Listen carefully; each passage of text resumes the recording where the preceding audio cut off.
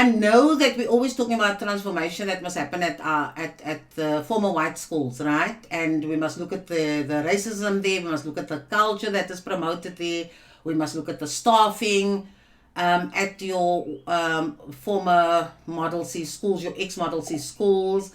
We know that the learner demographics are changing. So at many of our former Model C schools, the ex-Model C schools, we find that the students are mainly, the majority of the students are black, and we're using black as in covering all the races here in South Africa, from color to Indian to African, right? So that's the black complement that I'm talking about. So most of the learners are black, right? They come either from the colored or the African or the Indian community, and then I'm just using those terms for academic purposes. And then of course the staff, the teaching staff is usually white. So that is some of the things that people are raising.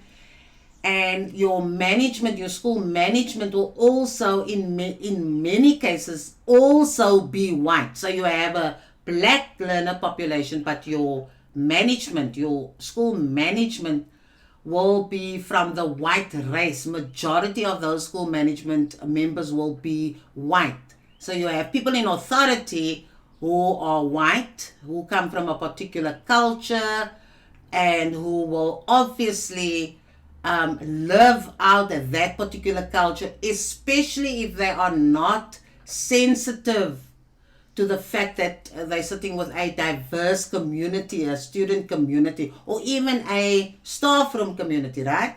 So your authority figures come from a particular class, come from a particular race, with a particular culture, and that is what the children see. And then the children will also say, and this is fact across our schools, especially in our ex-Model C schools, we find that the staff members will occupy the general assistant positions, like your support staff.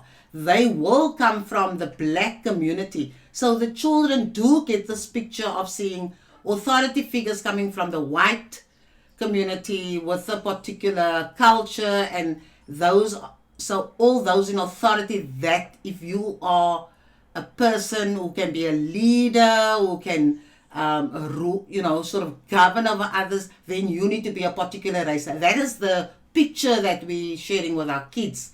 And then the children will see those that look like them are the ones that are busy cleaning the school. They are the ones that have the jobs that will just be in a supportive role at the school, right? So that's a very powerful picture that we send into the children. So we can say one thing and say everybody's equal, but if a child sees that somebody looks like his or her mother, somebody looks like his or her sister, those people are occupying, those guys are occupying the lower position, so to speak, at the school, then they will make certain associations that it seems like if you're black, then those are the kinds of jobs you do, and if you're white, then those are the kinds of jobs that you do. Okay, so those are the kinds of things that we're supposed to be talking about. Yes, you can pop in the chat, Warda. Yes, you may. So you don't want to come on live. I thought maybe you want to come on live. Thanks, Kenan. Lovely to have you here. Kenan says, I hope that gender is also included in the conversation of transformation. Yes. Kenan, gender is also included. So we're talking race, we're talking culture, we're talking age, we're talking gender, we're talking religion, anything that you want to put on the table, right? Because we are living in a diverse country, and so there should be there should be respect, and there must be some deliberate attempt to create a more diverse, inclusive environment in our spaces, in our public spaces, mainly in our public spaces. And education is a public service, right? So our schools should be reflective of that cultural and gender and religious and everything. All that diversity should be present at the school. Yeah. So we're including everything, Kenan. Right. So, right, get the ball rolling for me, guys. Otherwise, I'm just going to have to keep the conversation going. And it is a lovely topic because, what I mentioned in the, on the page, that it is a hot potato. People don't want to talk about it, but we need to start talking about, what kind of society are we building? And if we say we want an inclusive society where everybody, where there's equality and respect and dignity for all, then we have to look critically at the spaces. And if there are forms of discrimination, if there's bias, any form of prejudice, then we have the right to speak about it, to call it out, and look at possible solutions, right? And so that is what's on the agenda this afternoon. Okay, so get going, guys. Get going. While you're thinking about that, so we're talking about transformation, and then whose responsibility is it to transform our schools? And I'd like to just, piggyback Mako Sandile point, where he says that when we talk about transformation, that we're going to talk about all schools. And so, although the focus is on X Model C schools, what about our other schools? Is transformation happening at our other schools as well? At our black schools covering all schools that are not X Model C schools and not traditionally your white schools, right? Is transformation happening there? Because that's where 80% of our learners are sitting, right? And or are we just concerned about the economic class that's now at our X Model C schools? So I think that's something we need to consider, right? Are we only talking about transformation that must happen where the wealthy are sitting? Because then are we being inclusive in our conversation, right? Are we then also not reflecting our bias? Because we come from a particular economic class, we can afford to pay for services, and so we can choose schools where the numbers are smaller, where there's a greater variety of extramural activity, and where there are far more opportunities to almost guarantee a quality, excellent education happening, right? So we can then pay our way to get into the schools. Once we get our children into those schools, then we face another dilemma, because although our money equalized the opportunity for us, when we get into the school, we realize that we're still sitting in a school that is still reflecting an apartheid environment, where there's still prejudice, where there's still bias, where there's, discrimination, where there's still oppression. But that oppression or that bias or that prejudice is now not written down. It's not captured in a policy, right? It is now in people's actions. It's now in the way people present themselves. It's now in what people say, or what they demonstrate via their expressions, right? So we're dealing with a not the pandemic. It's sort of a hidden form of bias now, and it's more obvious via other vehicles rather than via policy, right? So when children go to the X Model C schools, their parents can afford to send them there, and there's absolutely nothing wrong with that, right? And so the parents make that choice. But when the children get to the school, then they're confronted with those realities, where suddenly their teachers don't look like them, right? The teachers have particular ways sometimes of, the teachers have their own expectations in terms of what they're capable of or not. The teachers will probably determine who gets in where, and so children are experiencing different forms of discrimination in terms of even the sports that they want to play, right? How do you qualify for a team? As Wanda mentioned, what do you have to do to qualify as soon as you come from the previously disadvantaged groups? Then is there an expectation that you have to work harder, that you must demonstrate, you know, far more skill than a child who comes from the white race. Okay. Okay, yeah. Let's just be open and throw it out there because that is what you guys wanted to talk about. Warda says that's a great point it makes as we are working towards a society inclusive of all people from all socioeconomic backgrounds. Yes, Warda. So we recognize that we need to speak about transformation in our X Model C schools. And I went onto the internet and I checked just before coming on, because I am a very busy lady nowadays. I don't know what's happening in my life. But anyway, I thought, let me go and see what the literature is saying. And so I know there are a number of books, there are a number of articles, and I do read. I follow Equal Education as well and that type of thing. So I was sort of just skim reading before I came on about an hour ago. And this is what I picked up.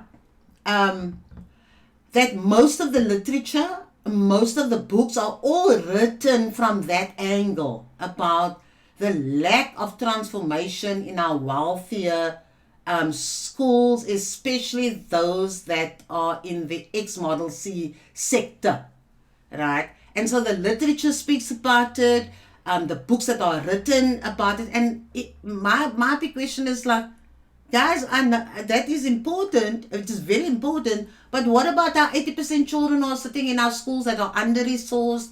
They're overcrowded. They don't have proper infrastructure. Their parents can't afford to even pay school fees, and so schools can't even depend on that. What about that 80%? If we're talking about inclusivity, we're talking about democracy, we're talking about equality and equity, right?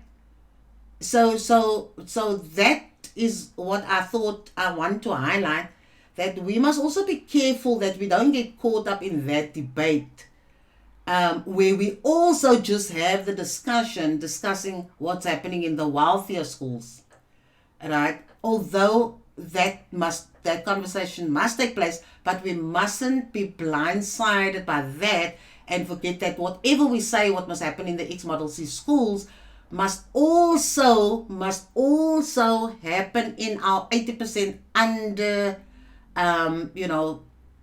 the less privileged schools, the greater majority of our schools, the poorer school sector, which is about 80%. Okay, so let's talk about that too. Okay, Keenan, you say, Keenan, let me see if I can. So nobody's gonna take me up on my offer to come on, and speak like that. So I'll sort of interview. We can chat, right? So maybe I should just. How do I take this off without losing it? Because somebody smart might decide he or she wants to come on. Keenan, let me see if I can pull yours up here. Hopefully it will stay on the screen. I would love to hear more about the transformation at ordinary public schools. Yeah, Keenan, just remember that X Model C schools are also ordinary public schools, right? It's just that they were previously white schools, and the whole history behind how they became Model C schools, which is now defunct. So that is why we refer to it as X or former Model C schools. Right, I think I didn't leave it on long enough. Yeah. So because I think it's imperative that our Skin, and you must help me here now. POC learners are exposed to various life world experiences. You must just explain to me what that term means. I'm lost.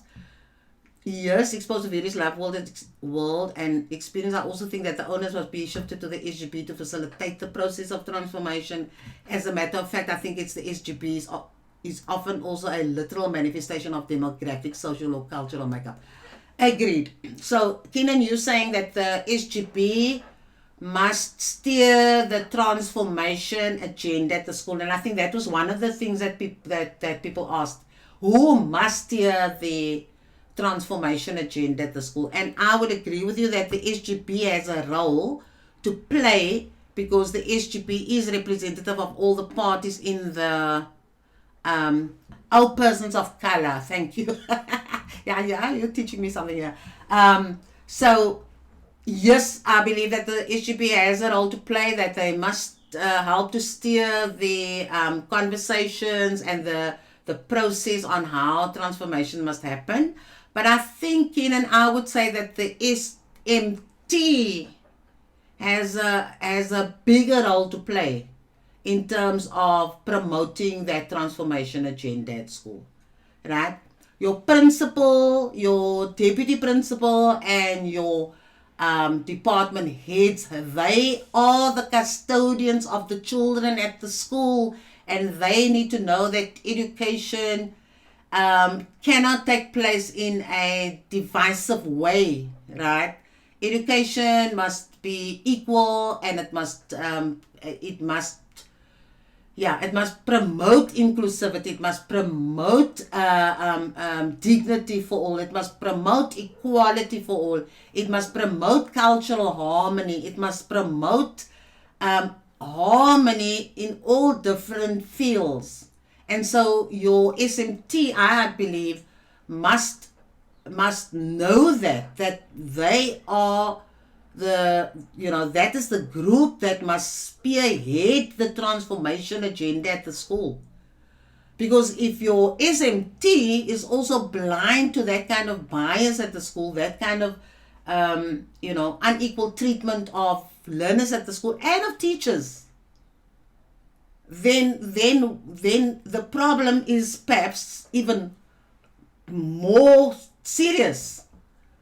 Because the people who are leading the school, you're expecting your leaders to be able to take up that challenge, right? And then the SGB must tune with your SMT in terms of making sure that the transformation agenda is real, and that people want to make serious strides in terms of creating that inclusivity at the school. Yeah, and not promote exclusive cultures.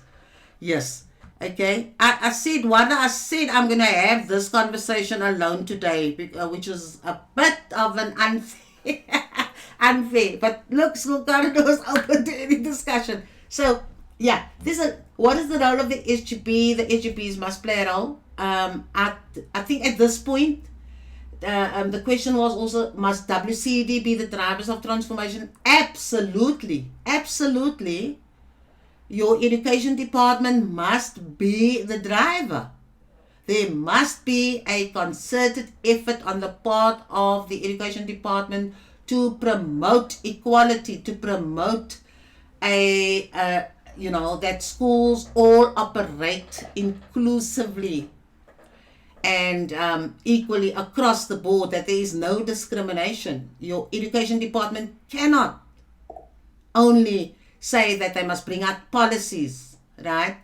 There must be visible evidence, physical evidence that the education department is actively promoting an equal, free and fair democratic school or schooling system. There must be evidence of that. So the WC in our province is definitely responsible to ensure that you have the transformation high on the agenda. And so I'm not sure if there's a policy that will help guide schools in terms of activating the transformation process, right? Or are schools left up to their own devices now? Is there something? I'm not sure. So those who are still in the schooling system or the education system, is there such a policy that says schools must engage around these transformation issues? I'm aware that there's a new policy coming out in terms of gender that I saw advertised, right? But I'm asking, if you're in the schooling system, or if you're an education department official, do you have a policy that guides your transformation as an institution?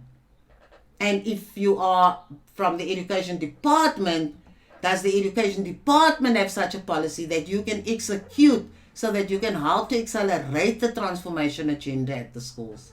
I think those are hard questions, but I think they're very important questions that we can ask. Okay? I'm still talking to myselk, yeah. Yes, Keenan says, I love the point about. Yes, Keenan. Yeah. You see the SMT. Now, I'm just gonna. Yeah, no, that's fine.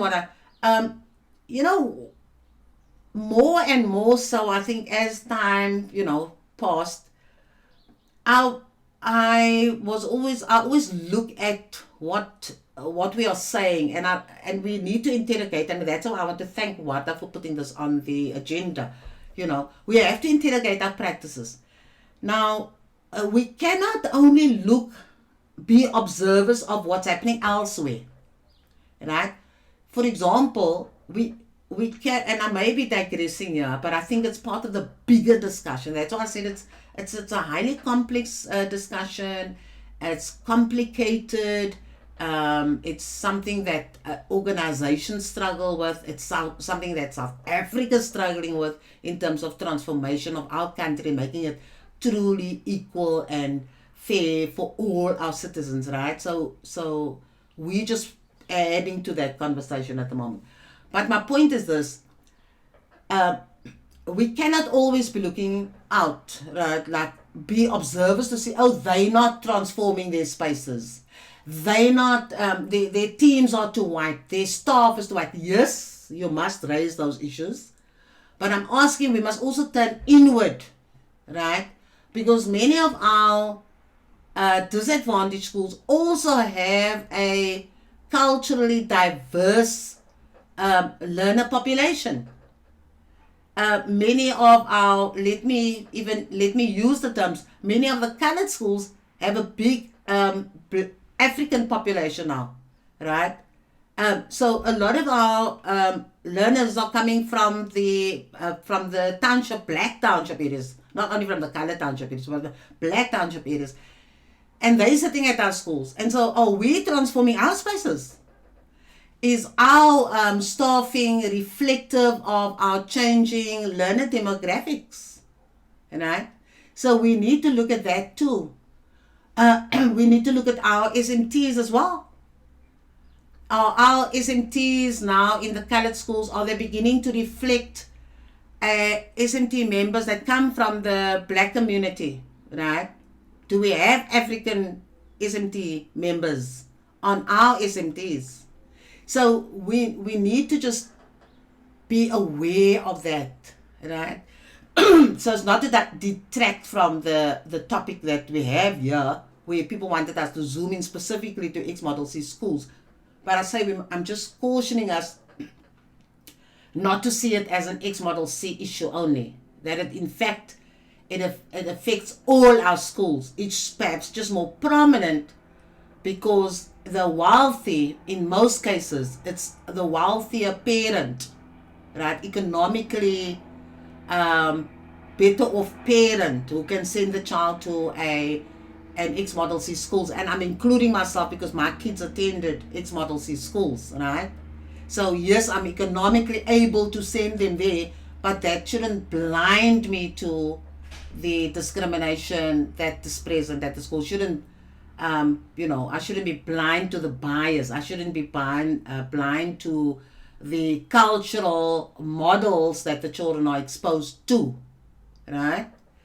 And if there are issues of discrimination and bias, then it is the parents' responsibility to erase those issues, right? And there should be channels at the school for the parent to raise those issues.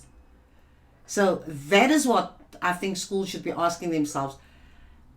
Are there policies in place at the school that speak to our intention to transform what is happening at our school, right? And have we made that an inclusive process? Have we got all our parents involved? And have we then put on record how we want to intentionally, deliberately transform our school space, right? And then find ways. What happens if we are not, if we are not doing what we said we want to do? How do we hold ourselves accountable? And if people want to lodge, complaints or concerns or grievances, what channels do our parents follow, or our children or our staff members, if they want to alert us to when we are not being true to our transformation agenda? And in that way, we are opening the door for the conversation to take place. So it's not easy. It's a tough road to travel, right? Because we all have an unconscious bias, but there must be a deliberate and intentional reason, not intentional reason, but there must be that intention and that purpose that we want to transform our spaces here. We want it to be it must be equal, it must be inclusive for everybody. So we must look critically at what we're doing at the school. We must look critically at how we are employing people at the school, right? And we must look critically at whether we're making it easy for us to recruit and not just put barriers in our path, right? And so those conversations must take place, but you often need the drivers at the school, and that will be your SMT. And then the second driver, in my view, would be the community, the people, the parents whose children attend the school, and the community of the teachers, right? And then, of course, the partnership with the SGB. So it should be discussed at multi-levels, and there must be a deliberate attempt to formalize, to institutionalize the fact that you want to transform your school. Yeah. Lots again from our side here. Carol van der Heuvel. A mother couldn't afford to buy her son togs for a soccer last week. She wants him off the street. Let's see if we can pull it up, Carol. He's not in C school, the emotional parent, effect on parents, money, the mindset remains, we are poor, can't achieve what and do what they can. There's that much reality. Shall I'm putting my, yes, no. Carol, you're right.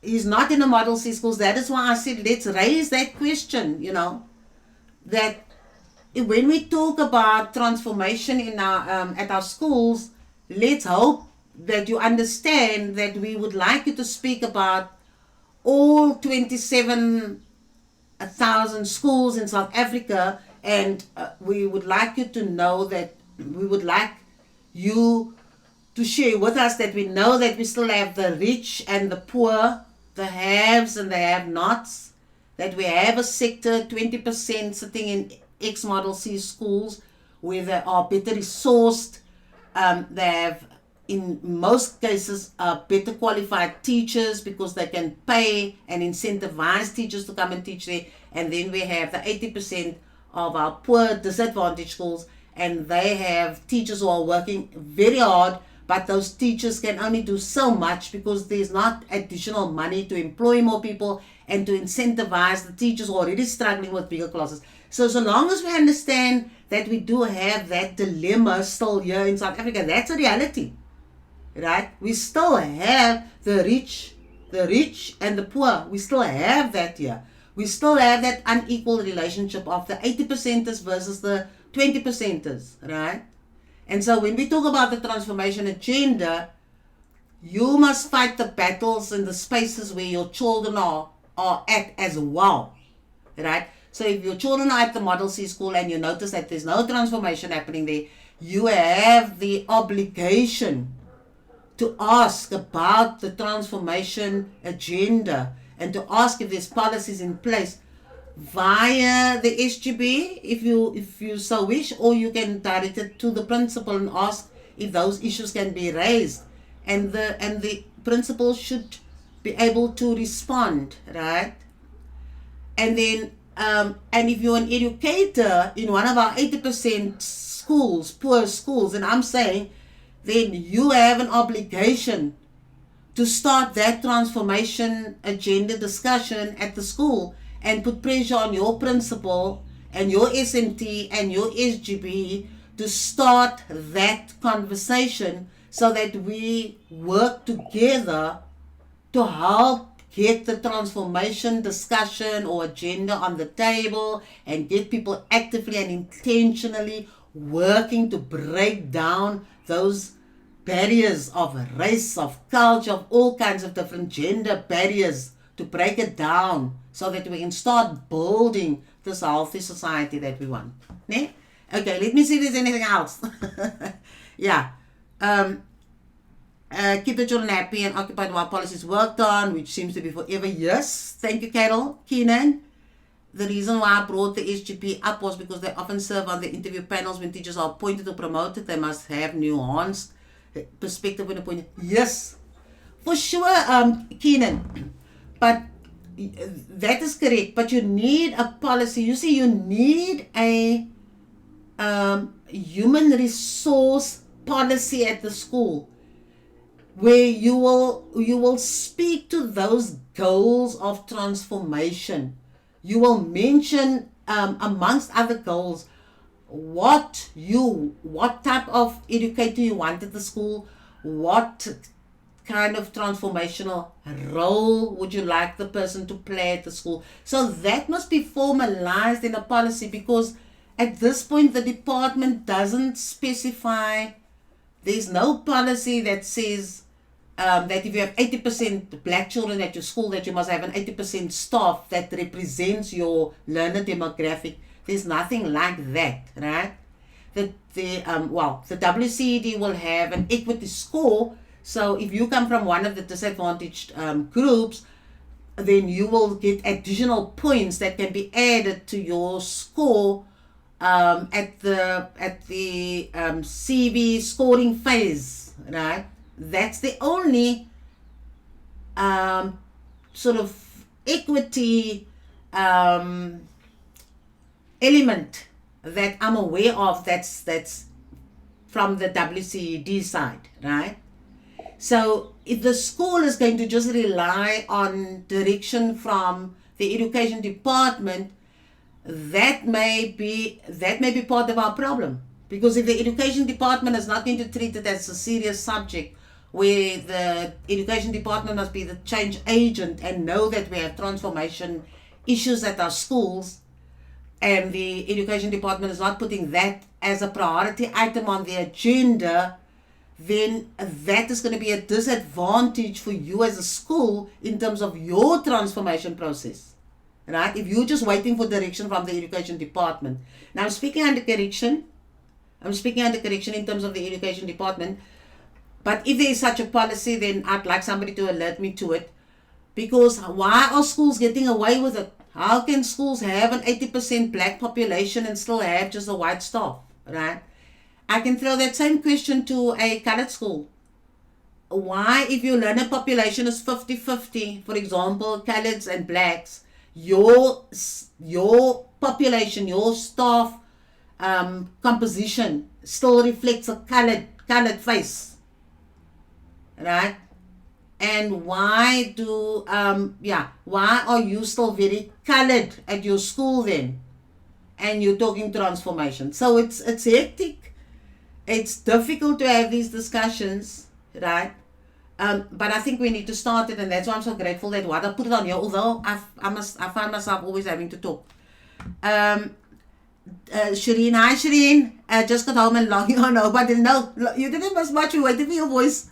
And then Keenan says, love that HR policy idea. Yes, Keenan, I think I have spoken before that, schools must have a human resource policy.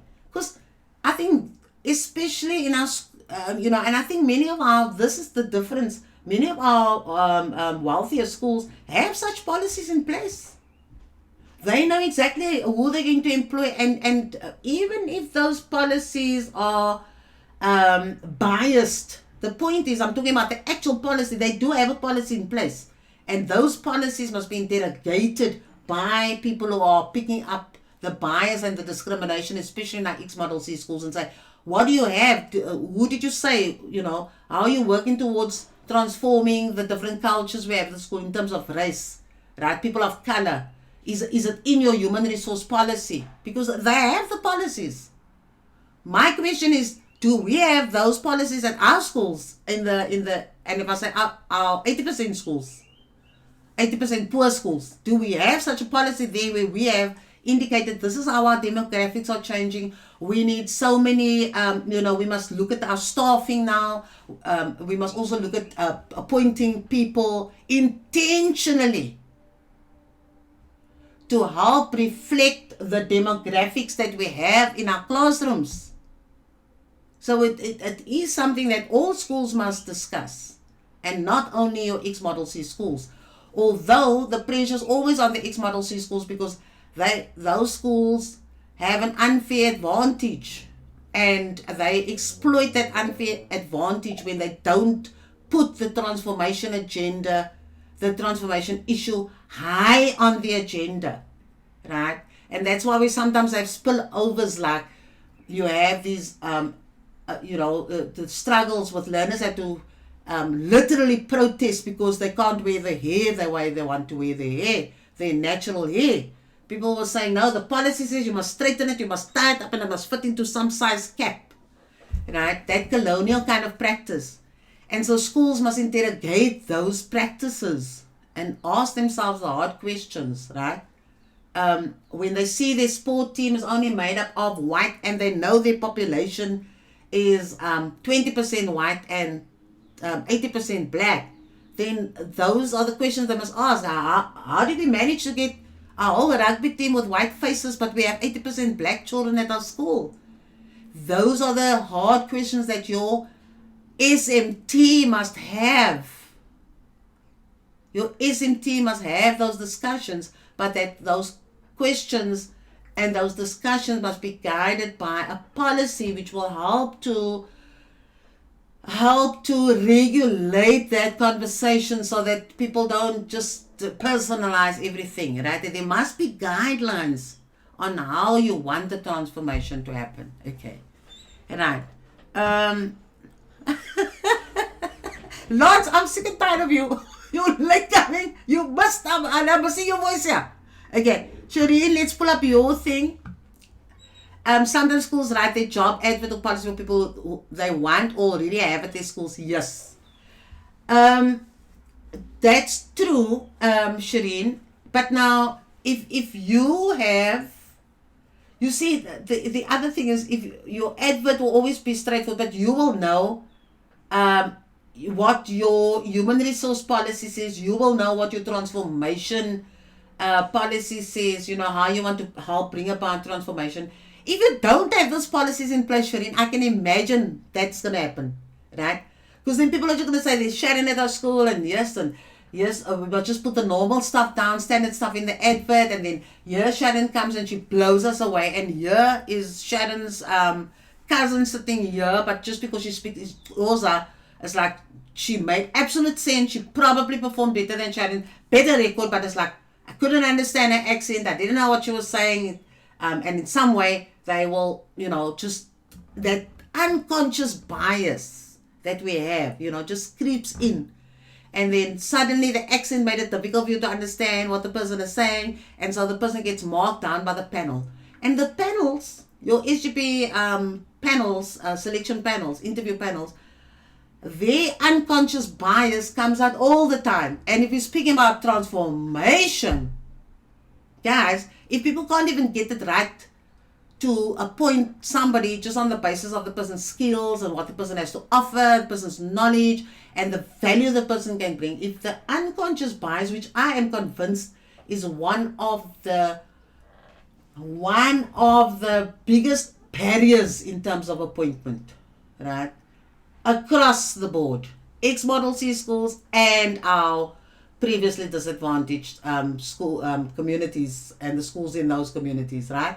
That unconscious bias that the panel that is sitting there, and if you didn't give your panel direction in terms of the policies that you have, in terms of transformation and what skills pool you're building at your school, what talent you're looking for, what type of person you're looking for in terms of what the person can add, the value the person can add in terms of developing your school and that type of thing. If you don't have that context, that framework, then we will continue to embed those biases, those forms of discrimination, and we will continue to be building apartheid schools.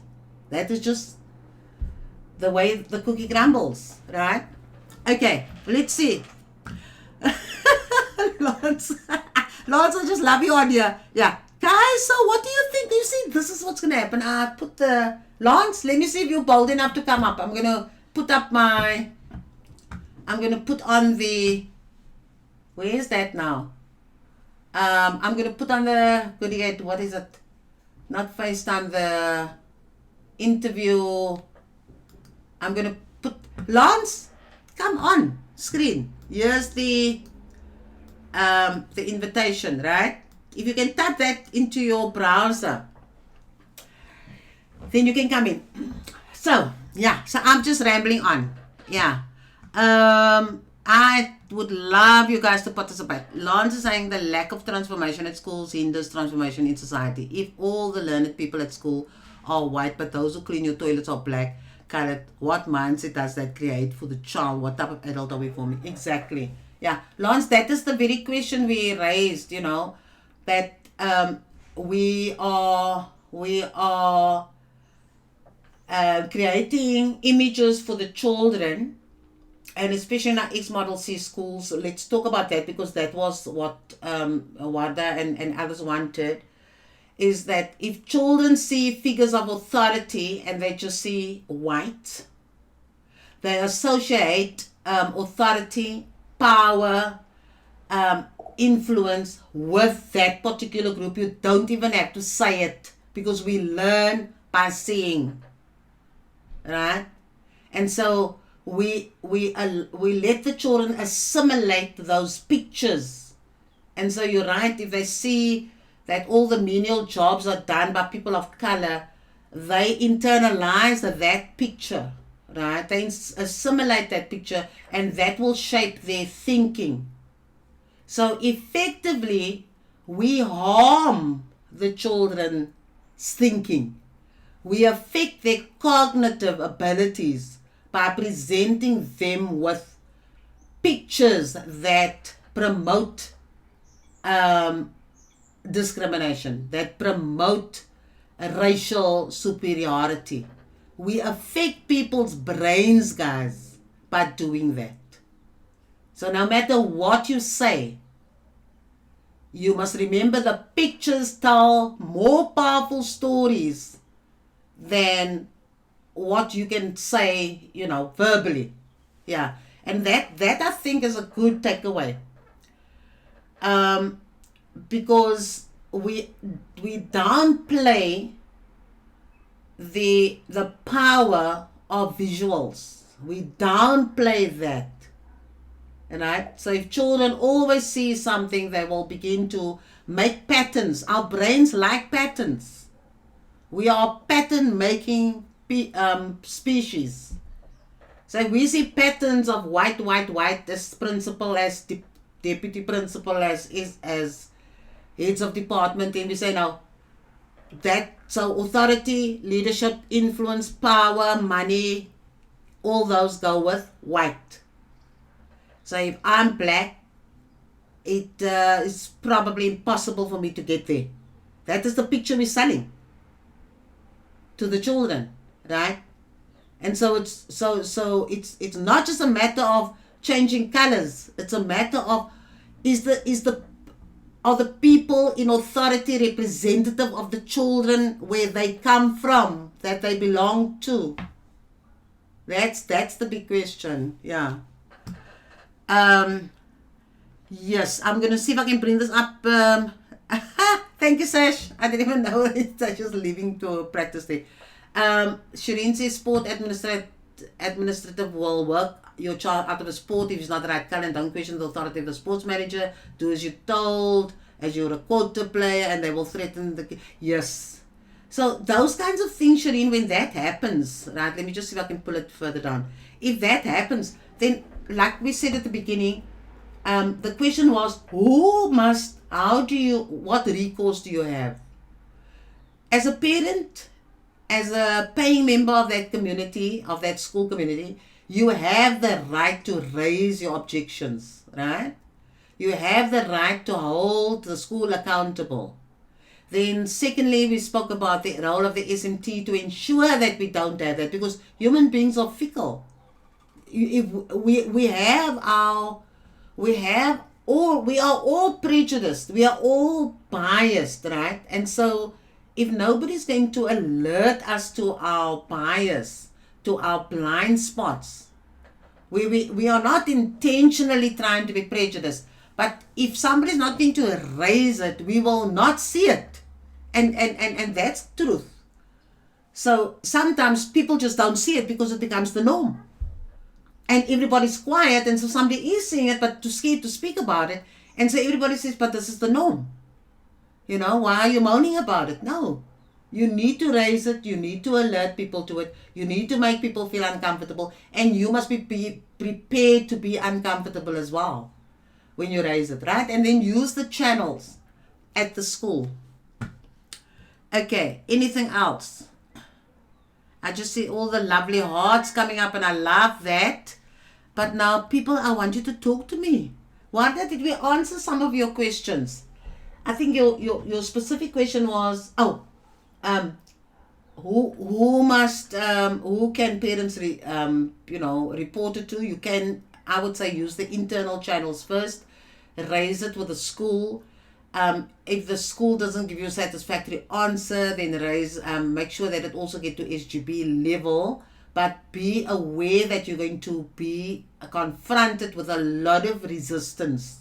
So you have to have it on your teeth, and you need to find other parents who have similar experiences at the school that you where your children are, so that you can sort of have a support group. I think that will help. It may not necessarily resolve everything, but it will help, because then you have psychological support as well, besides people also sharing that they're also picking up on the biases, on the discrimination, and so forth. Okay. And then the other question was, who must conduct the transformation process at the school? I think I mentioned that the SMT must, the principal together with his or her SMT, must prioritize the transformation agenda, must present it and table it with the SGB to bring out the transformation policy. Transformation at the policy about the process of transformation at the school. Must bring out a policy like that for the school to guide all constituencies at the school. I think that's going to be a very good step. If schools don't have that. Because a lot of schools, when they were confronted with the hair issue at Sanssouci and at Pretoria High, and I can't even recall where else, immediately those schools got in all these transformation experts, all the people to help them start the process, right? So if you don't think you're capable of it, and somebody's prepared to sponsor you, or you have the money, then get some experts in to tell you how you can do this diversity training, how you can help to start formulating your policy, and call on the education department to assist. Because the education department should in fact be at the forefront of the transformation agenda. That's where the education department should be, right? And if there is such a policy, then perhaps get hold of the policy so that you can help shape your own policy at the school. Okay. Let's see. Where are we now?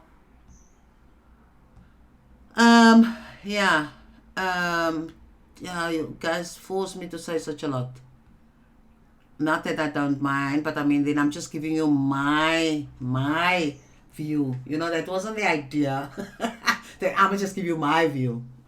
I chose the best staff. David Miller. David! Let's pull your point up. See? Crazy, Sharon. David, look at this long comment. Yo. David, let me, if it goes off, I'm going to pull it up again. Thank you for being here and participating in this conversation. He chose the best staff. He says organically. I like that. It did not matter what the color was, and then the hair bullet. Dodge July 1st week 2004, the Bunu twins. Grade 12 asked if they could wear braids. Lovely. Oh, Lance is joining. Hold on, David. I'm going to get back to you. Let me just see if I can get Lance in. I don't know when last I used my program. Lance. Did I put it in, Lance? Lance is in the guest room. Now I'm going to add him to my. Oh, what side am I going to be? Lance. Ah, we have Lance. Hi, Lance. Can you hear? Can you hear? Hello, I can Okay, hear you. hello. Hi. Okay, Lance, just hold on. I'm just going to pull up David's point again. Thank you for coming on, bro. Um, Let me just get David's point up. The hair bullet that Dodger says. Why must longing for years? So you wrote that into the policy code of conduct time we moved into a new code of values. No guideline. Ah, you see, David, can I then challenge the unions to start putting pressure? And do the unions have transformation, policies on transformation? It is a human right to feel a sense of belonging. No child should feel excluded. I expect high standards. Yes, fully agreed. Listen, I have a huge respect for David, and I like the fact that he's open. David is not scared to say how he feels about things. Lance, let me just get David saying, our conversation is like really having a cup of coffee, there, Lance. Yeah. So, Lance, thank you for coming on. You're such a good supporter. And before we get you on, let me just pick up on David's point. Guys, just say whether you agree with what David said. And I know, David, I must say, I admired how you brought, how you conducted the transformation at the school in terms of your learners, especially. And I think a lot of schools can learn from that, right? And so, if you are saying there is no transformation policy at the education department, then I'm saying then this is the time that Shireen and Warda and everybody else, and perhaps we should put the education department on a spot and say, no, guys, you can't talk about transformation. You don't even have a policy for us to follow, right? You're bringing out the policy on gender equality, gender neutral bathrooms and stuff. Where is the big policy about transformation where this fits in? Right? Because you can't just have like all these bits and pieces coming all over. David, tell me if you want to, if I can pull you on. There's the guest line. Right, Lance, tell me. What would you like to tell us? I see you. What point did you make earlier? How's your school in terms of transformation? I'm putting you on a spot now. Little bit. No, I'm really on the spot, Okay. and I think that David's comment. I had the pleasure of teaching there for 2 terms Oh wow. at this previous school. So Yeah. I think that David would be the best person really for us to get up here because Yeah. he's done wonderful things at Normies in terms of transformation and in terms of creating that culture of mutual respect among teachers, but also very importantly teachers Yeah. and learners, regardless of color or religion or sexual orientation, whatever it may be. Yeah. So Yeah. yeah, I'm not Yes. too sure what the questions were at the beginning. I was late. I actually want to come on to apologize in person. You very like For always. I said I'm gonna let me be abusive. I'm gonna hurt you.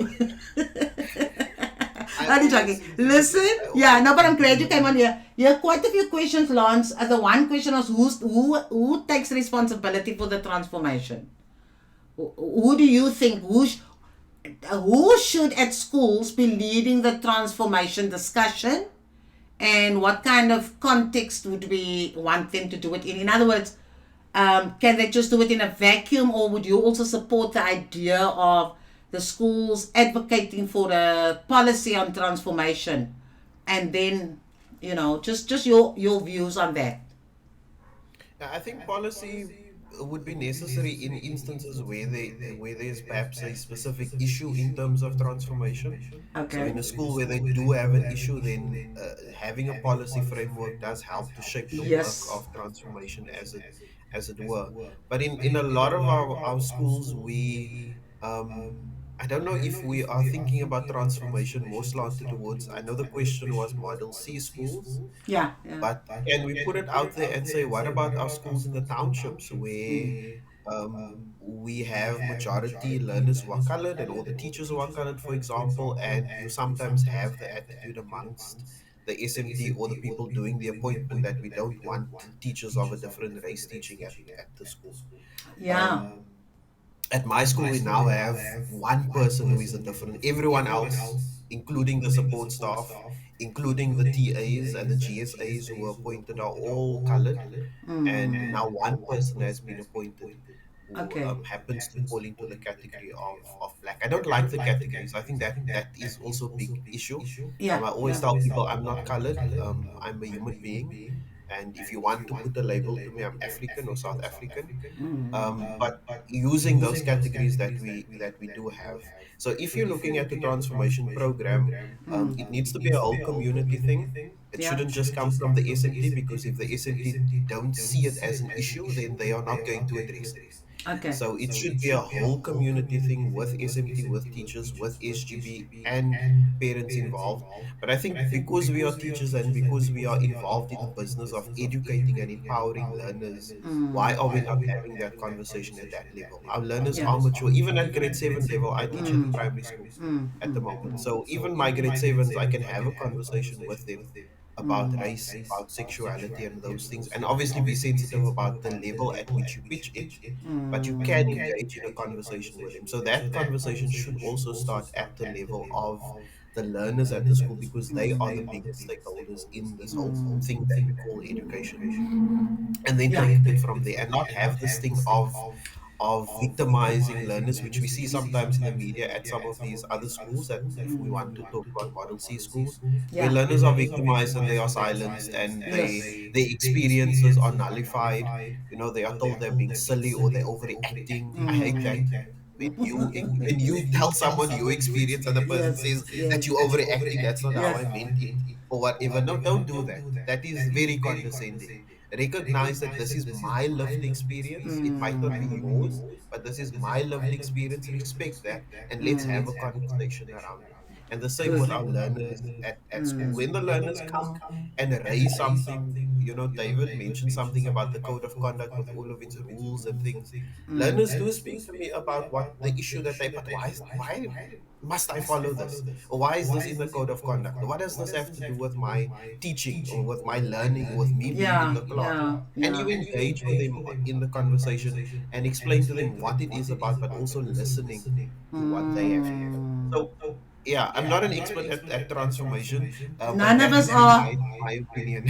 Yeah, no, good. Thank you, Lance. Thank you very much for your contribution. And I like that about the learners that you said we must start the conversation at learner level. But I think it's very important. Well, I believe it's very important. People only act if there's a legal policy to give guidelines, because when you expect people to have those conversations, we're waiting 30 years and people haven't started those conversations. So sometimes we need the legal framework, whether it's just from the SGB, because the SGB is the policy maker at school in terms of school business, and then of course your education department. But I like your points, and I like the fact that you're talking as a person on the ground as well, and bringing in the learner angle. Lovely. Can I just pull up Blanche? You can stay on here, eh? I like you here. Okay. Did you want to go off now? Okay. Yeah, Aisha. Hi, Aisha. Thanks for joining us. Aisha says in 2016, the department actually made the principal and the SMT responsible for transformation and social justice, especially in the areas where the SGP is not informed. Aisha, that is very interesting. I can imagine that. But is there a policy?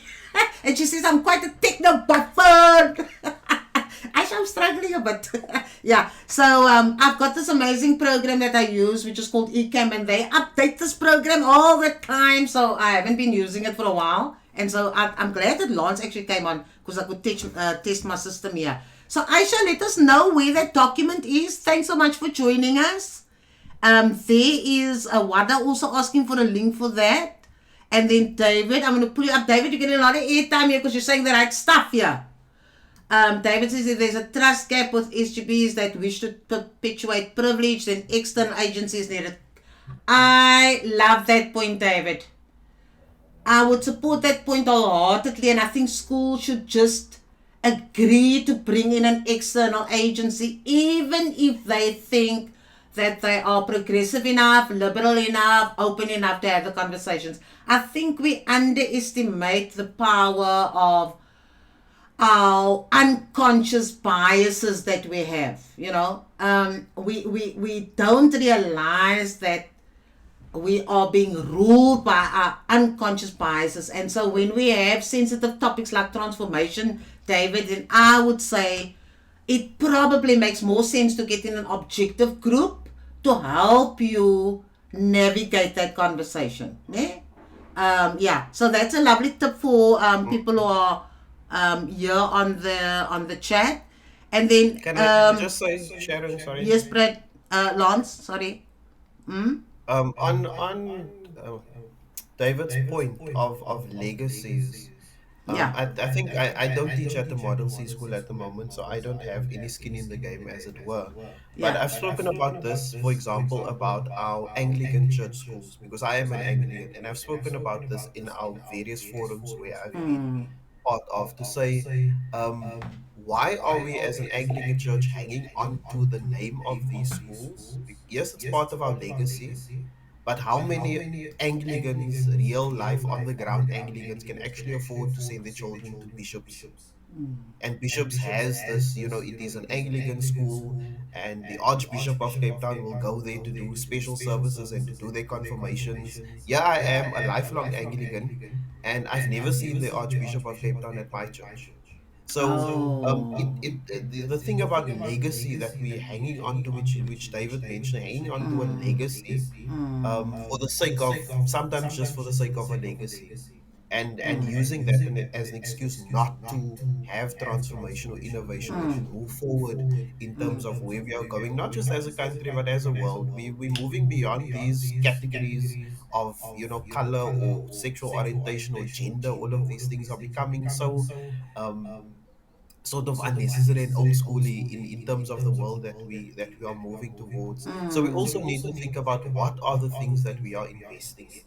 Yeah. If Like I were that. to put this to the Anglican Church, I'm saying, why are we continuing to invest in these schools? And we constantly, there's a commission now in the Anglican Church, for example, around racism at these schools, which has been coming on for many, many years. So now we need to put resources into these schools that have such a lot of money to help them deal with the issue of racism. Or we as parents, we don't send our child to the school down the road. We would rather pay, and that's fine. I mean, it's your money if you feel that you want, and you want to give your child the best.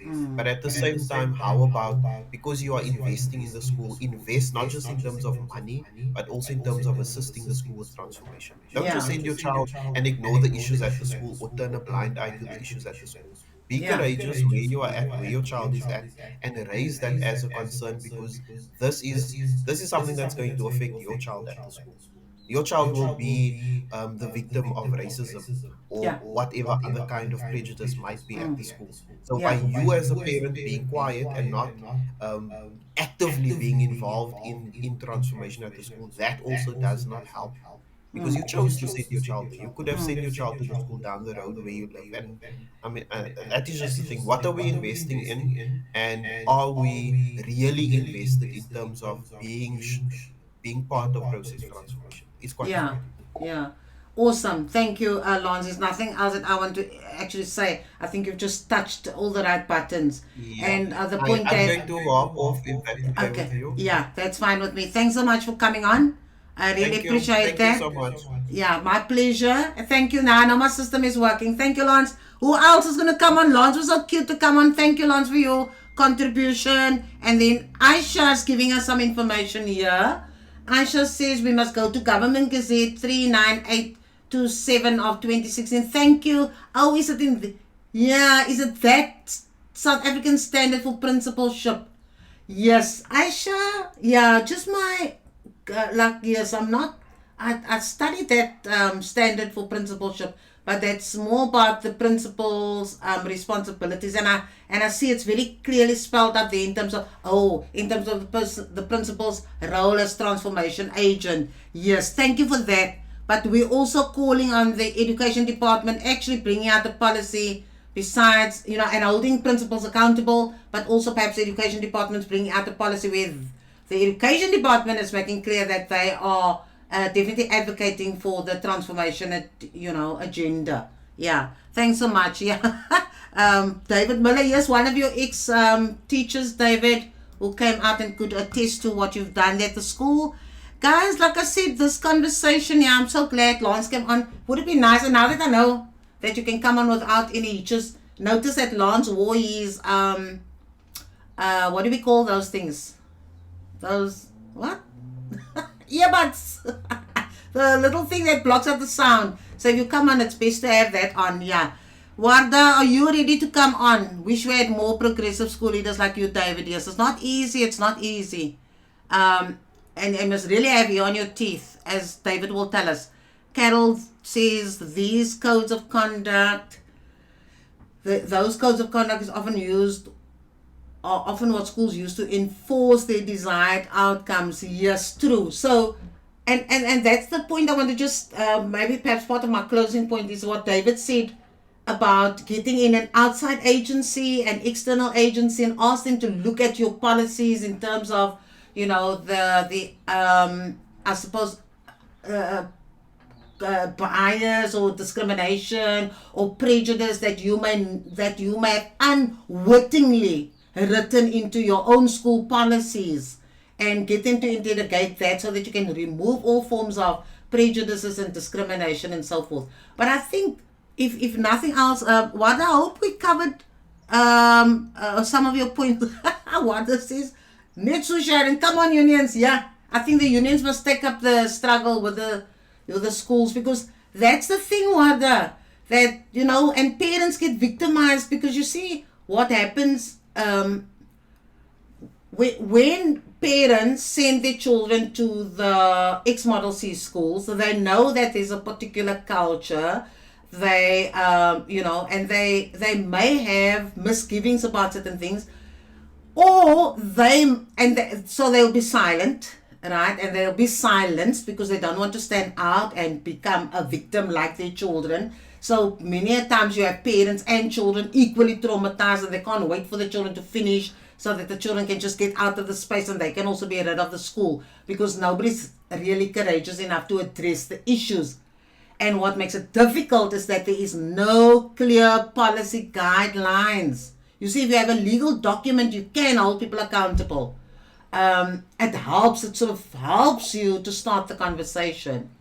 The other challenge is that often parents who can afford to send their children to the schools, the majority of the parents who can afford to send their children to ex-Model C schools, often buy into those very oppressive cultures, right? And so the children start acquiring all the cultural habits and behaviors in order to fit in. And the parent encourages that. So we must also be blind to that. You know, we parents also themselves have to interrogate, where are you really on this whole spectrum of having clarity about your identity, being clear about who you are and what you stand for and what your cultural identity is. Because some of us as adults sometimes assimilate, you know, the culture that is the dominant culture. And then when other parents complain, we don't want to rock the boat, right?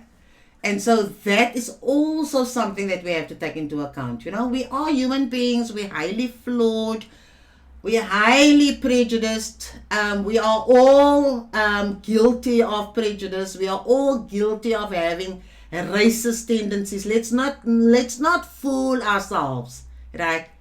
The challenge is, we know that, and therefore we need to be cognizant of it. We need to be aware of it, and we must work towards, you know, getting rid of that kind of biases that we have. Ne?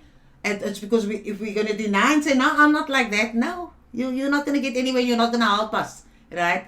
So, yes, in closing then, Wanda, she gave a document, Lance.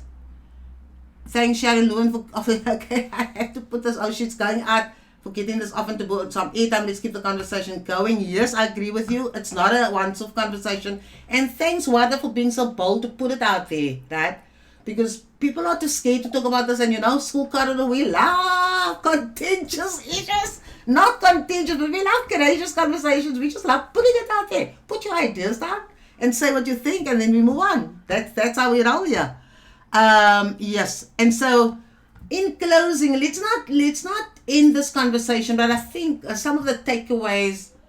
I'm thinking of what my takeaways would be is one, yes, we need to seriously consider whether we are serious about transformation at our schools, and because we know that the power group, the economically successful group, usually sit in a sector of society, and they often are represented by the X Model C schools. It makes sense to spotlight that particular sector, right, and see how the transformation is happening there, and then speak out and make sure that the transformation policies are in place, and put pressure on organizations and get support groups to help you start the conversation. The other point is, in our disadvantaged school, our 80%, the schools that are in the 80% disadvantaged sector, I would strongly advise that transformation agenda starts there as well at the same time, right? Because we are getting more diverse populations, learner populations in our schools, and we can be found guilty in the colored and black schools of having the same biases, the same racial prejudice, the same cultural prejudices that we see in the more affluent group, right? So we may be mirroring the very things we're complaining about. So we need to start that transformation discussion there. We need to look at our policies. We need to look at our human resource policies. We need to look at whether we have a transformation policy at the school, because that will give you the legal framework and the guidelines, and it will help you to accelerate your discussion around transformation, and helping to make your spaces more inclusive. Diversity is a real and a very powerful and very healthy. So we are blocking ourselves as a country if we don't start creating those diverse, inclusive cultures at our schools. So on that note, that is sort of my conclusion. And then, of course, Aisha gave us a link to that principle, that policy. And then I just want to see if there's anything else. I did. Yes, I know, David. I did it with my black. This is what David said. I did it when my black girls came with slave names. Example, Jessica, when the name was Sipokushle. Why? Because the madam could not pronounce Sipokushle exactly. We continue to deny our children an identity. Mark, mes more quite. Yes, for sure. And it's those little things that we need to discuss. David, we I think Lance touched on that schools, because the life orientation curriculum allows for this kind of discussion to take place. Now, are our teachers comfortable, and are they having the conversation? And that is why I am saying or propagating and advocating that we have a policy framework about transformation in our schools, because that will force the reluctant people to start having those conversations. And I think that is what WCD is doing now with this gender circular. They are bringing out that policy, but and I'm speaking under correction, it may be that they're bringing out a policy in the absence of having a broad-based transformation policy framework. And then, of course, we did say the unions must also take up this discussion and really prioritize the transformation agenda, highlight the transformation agenda, put it on your discussion tables, round tables, take it into the schools and so on, so that people become more aware of it as well. Then, yes, thank you so much for the lovely conversation. Thank you, Wanda, for having such a daring conversation topic today. I really appreciate the fact that you guys give topics, and thank you so much to everybody who participated and those who are just listening to us. It's fine if you can take some takeaways from our various chat participants. And of course, Lance also came on screen, and you heard what Lance had to say, and David gave quite a lovely input, and lots of people gave input like Shireen and Aisha and everybody else. So you can always scroll through the chat again to see what people have said. And so next week we'll see what else is on the School Corridor chat agenda. On that note, cheerio.